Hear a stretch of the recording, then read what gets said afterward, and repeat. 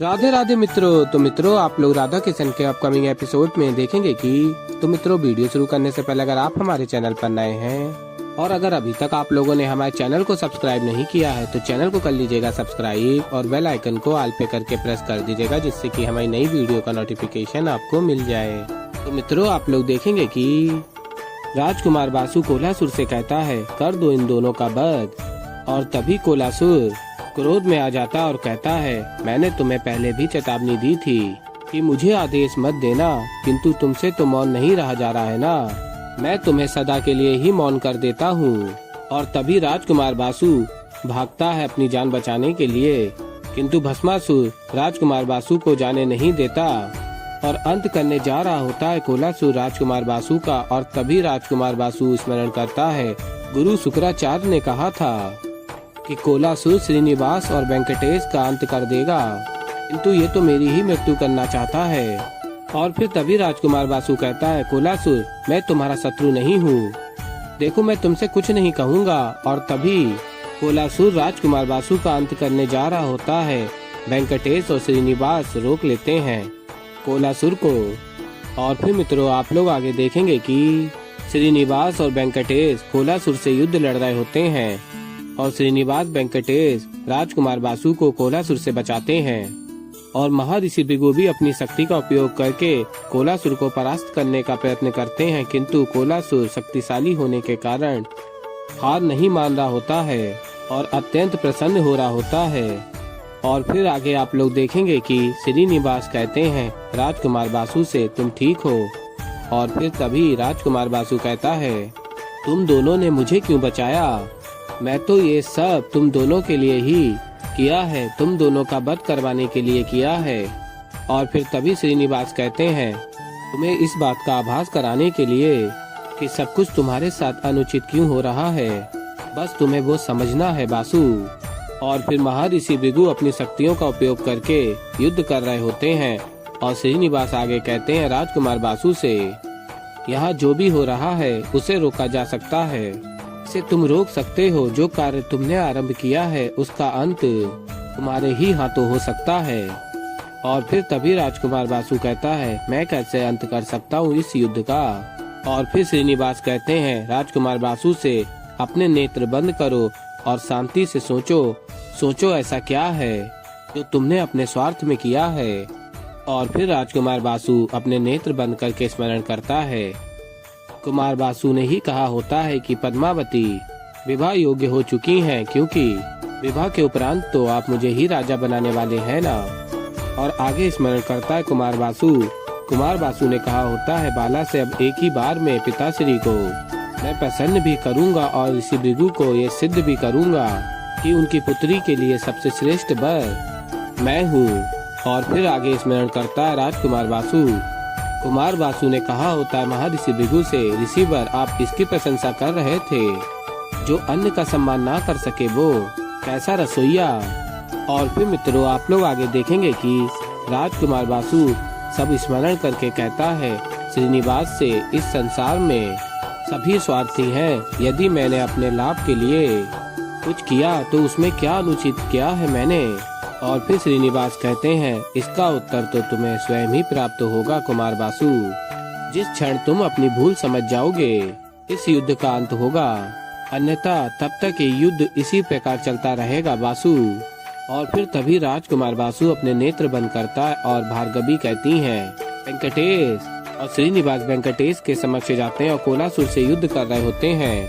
और फिर मित्रों, आप लोग आगे देखेंगे कि कोलासुर श्रीनिवास पर प्रहार करता है और श्रीनिवास गिर जाते हैं नीचे। और फिर तभी भार्गवी कहती हैं, मत कीजिए ये युद्ध, मैं विनम्र विनती करती हूँ आपसे, आप श्रीनिवास चले जाइए यहाँ से। और फिर तभी कोलासुर वेंकटेश पर प्रहार करता है और वेंकटेश गिर जाते हैं नीचे। और फिर मित्रों, आप लोग आगे देखेंगे कि राजकुमारी पद्मावती कहती हैं, ये युद्ध मत कीजिए श्रीनिवास, मैं आपको नहीं खो सकती। और फिर श्रीनिवास और वेंकटेश अपने स्थान पर पुनः खड़े हो जाते हैं। और फिर श्रीनिवास कहते हैं, मैं और वेंकटेश अपने अंतिम श्वास तक ये युद्ध लड़ेंगे। और फिर कोलासुर कहता है, अंतिम श्वास लेने के लिए तुम दोनों के पास और अधिक समय शेष नहीं है।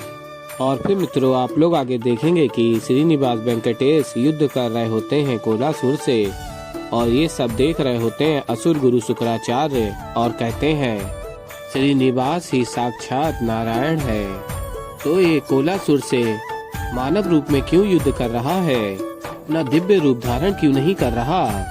और कहते हैं आगे असुर गुरु शुक्राचार्य अवश्य ही कुछ तो है जो नारायण करने वाला है। और फिर तभी युद्ध होते होते कोलासुर श्रीनिवास के ऊपर प्रहार करता है और श्रीनिवास गिर जाते हैं पुनः नीचे। और वेंकटेश भी युद्ध लड़ रहे होते हैं और तभी कोलासुर वेंकटेश के ऊपर भी प्रहार करता है और वेंकटेश भी पुनः गिर जाते हैं नीचे। और फिर तभी भार्गवी कहती है वेंकटेश, और फिर कोलासुर कहता है बहुत मन था मुझसे युद्ध करने का, अब ज्ञात हुआ कोलासुर से कोई नहीं जीत सकता। और कहता है आगे कोलासुर, अब तुम दोनों को मैं अपने गुरुदेव के पास लेकर जाऊंगा, अब वही बताएंगे कि तुम दोनों के माध्यम से मैं विष्णु तक कैसे पहुंचता हूँ।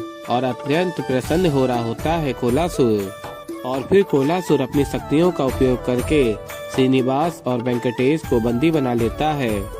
और फिर मित्रों आप लोग आगे देखेंगे कि भार्गवी कहती हैं कोलासुर से, छोड़ दीजिए इन्हें, मैं विनती करती हूँ आपसे। और फिर राजकुमारी पद्मावती भी कहती हैं, मैं श्रीनिवास से अत्यंत प्रेम करती हूँ, कृपा करके उसे छोड़ दीजिए। और फिर कोलासुर कहता है, यदि इतना ही प्रेम करती हो तुम दोनों इनसे, तो रोक लो मुझे इन्हें यहाँ से ले जाने में। और अत्यंत प्रसन्न हो रहा होता है कोलासुर। और फिर मित्रों आप लोग आगे देखेंगे कि कोलासुर श्रीनिवास और वेंकटेश को बंदी बनाकर ले जा रहा होता है। और तभी श्रीनिवास स्मरण करते हैं, इस युद्ध का अंत और इस युद्ध का आरंभ तुमसे जुड़ा है वासु, अब तुम्हें स्वयं से प्रश्न करना ही होगा, क्या सत्य में तुम्हें लगता है कि तुमसे कोई भूल नहीं हुई है। और फिर राजकुमार वासु स्मरण करता है, वासु कहता है कि मेरी बहना ये भूल जाती है कि वंश मुझसे चलेगा, इससे नहीं। स्त्री को ये ज्ञात होना चाहिए कि वो पुरुष से दुर्बल है। और फिर आगे वासु स्मरण करता है, मैं तुमसे अत्यंत प्रेम करता हूँ भार्गवी, तुम मेरे विवाह का प्रस्ताव को स्वीकार कर लो। और फिर आगे स्मरण करता है राजकुमार वासु, इस श्रीनिवास का इतना दुस्साहस, मैं इसी क्षण इसके प्राण ले लूंगा। और फिर आगे स्मरण करता है कुमार वासु, महर्षि भृगु से कहता है, ऋषिवर आप इसकी प्रशंसा कर रहे थे, जो अन्न का सम्मान ना कर सके वो कैसा रसोइया। और फिर आगे राजकुमार वासु स्मरण करता है, वासु असुर गुरु शुक्राचार्य से कहता है, कोलासुर को जागृत करने में आप मेरी सहायता करेंगे। और फिर स्मरण करता है राजकुमार वासु कहता है कोलासुर से, कोलासुर सबका वध कर दो सबका। और फिर राजकुमार वासु पुनः सब कुछ स्मरण कर रहा होता है बार बार, तो जो उसने गलत किया होता है सब स्मरण कर रहा होता है। और फिर तभी अत्यंत क्रोध में कहता है राजकुमार वासु, हे ईश्वर ये क्या अनर्थ कर दिया मैंने। और फिर देखता है राजकुमार वासु कोलासुर को, कोलासुर श्रीनिवास और वेंकटेश को बंदी बनाकर ले जा रहा होता है। और फिर तभी कुमार वासु कोलासुर के समक्ष जाता है और कहता है, कोलासुर मैं जानता हूँ कि तुम्हें अधिक सुनना नहीं भाता, पर मैं विनती करता हूँ तुमसे, छोड़ दो इन्हें, इन्होंने कुछ नहीं किया है कोलासुर, मैं इनके जीवन की भिक्षा मांगता हूँ तुमसे। और तभी कोलासुर राजकुमार वासु को अपने मार्ग से हटा देता है। और तभी कुमार वासु कहता है, मुझे क्षमा कर दो श्रीनिवास, मुझे क्षमा कर दो वेंकटेश। और कहता है आगे, मुझे मेरी भूल का आभास है, मैंने सबकी भावनाओं को ठेस पहुंचाया है, मैं सबका क्षमा प्रार्थी हूँ। और फिर मित्रों आप लोग आगे देखेंगे कि राजकुमार वासु राजकुमारी पद्मावती और भार्गवी के समक्ष जाता है और कहता है, मुझे क्षमा कर दो, ये सब मेरे कारण हुआ है, मैं कदापि समझ ही नहीं पाया कि ये प्रेम होता क्या है। और फिर भार्गवी से कहता है, राजकुमार वासु मैं तुमसे विवाह करना तो दूर, मैं तुमसे कोई संबंध बनाने योग्य भी नहीं हूँ। और पद्मा तुम्हारा भाई होते हुए भी मैंने सदैव तुम्हारा बुरा ही सोचा, मुझे क्षमा कर दो मुझे। और फिर मित्रों आप लोग आगे देखेंगे कि श्रीनिवास स्मरण करते हैं, अब तुम्हें जब अपनी भूल का आभास हुआ है वासु, तो इस युद्ध का अंत अब शीघ्र ही होगा। और फिर आगे आप लोग देखेंगे कि राजकुमार बासु कहता है भार्गवी और राजकुमारी पद्मावती से तुम दोनों श्रीनिवास और वेंकटेश से प्रेम करती हो। दोनों का प्रेम ही कोलासुर से उन्हें मुक्त करवा पाएगा। और कहता है आगे बासु तुम दोनों हार नहीं मान सकती, हम सब तुम्हारे साथ हैं। और फिर आगे आप लोग देखेंगे कि श्रीनिवास कहते हैं पद्मावती और कहते हैं भार्गवी और कहते हैं आगे यदि तुम दोनों हमसे प्रेम करती हो तो अपनी शंका त्यागो और सामना करो, कोलासुर का मार्ग अपने आप बन जाएगा। और फिर मित्रों आप लोग आगे देखेंगे कि भार्गवी स्मरण करती है श्रीनिवास की बात को। तुम्हें स्वयं पर विश्वास होना चाहिए कि तुम पद्मावती से अधिक श्रेष्ठ नृत्य कर सकती हो। परिश्रम से सब कुछ संभव है। और स्मरण करती है वेंकटेश की बात को। मनुष्य जो कुछ भी करता है किसी न किसी के लिए ही करता है। अभी भी आप नृत्य करोगे तो कहीं न कहीं उसी व्यक्ति के लिए वो कार्य समर्पित होगा। और स्मरण करती है आगे वेंकटेश की बात को। देखो उसके मुख पर प्रसन्नता भार्गवी, उसके मुख पर प्रसन्नता तुम्हारे कारण है भार्गवी।